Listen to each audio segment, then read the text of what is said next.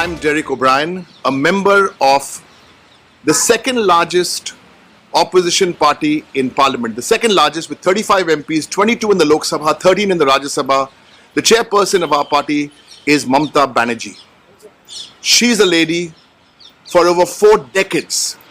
She's fought people movements, struggled, and always stood up for Indian democracy, always stood up for people's rights, always stood up for people. No giving up, no giving in, no compromise.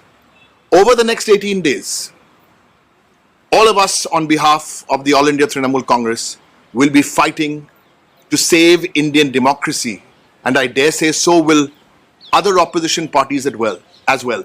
Because 18 days of parliament, one day at a time, will be a murder of democracy if this government is allowed to do what they're planning to do.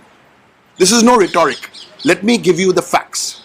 First, question hour, where MPs get a chance to ask questions, cancelled. So we could have had 18 hours of questions where ministers would have had to answer. So use the excuse of the pandemic and no question hour. Gone. That's the most important part of a parliamentary democracy. You come and answer questions, answer the hard questions on a variety of subjects. That's cancelled. Next 1 hour, we would get something called 0 hour. 1 hour. 0 hour means 60 minutes. Where not only members of the opposition but members of the government could also raise questions. Now that 0 hour has now become new for the first time since 1952.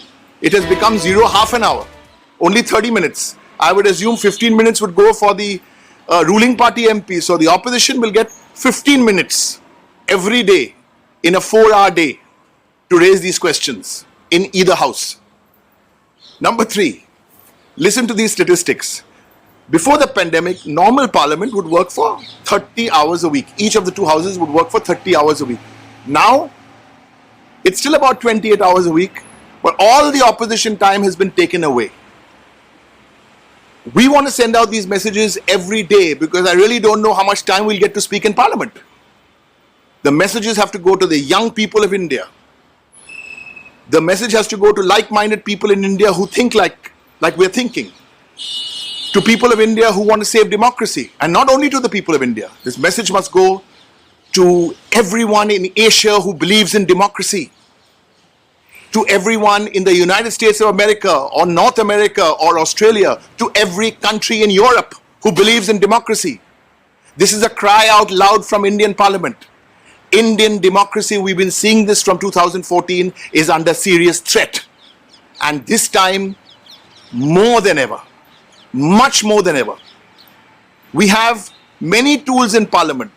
How are bills passed in parliament? How does an opposition express themselves in parliament? These are the big issues. Every day, I hope to highlight at least 2 or 3 reasons as to how the voice and the opposition's heads are literally being, figuratively at least, being chopped off. We will fight because Mamta Banerjee tells us democracy, democracy, democracy. And I remember once she said, till her last drop of blood, she will fight for democracy.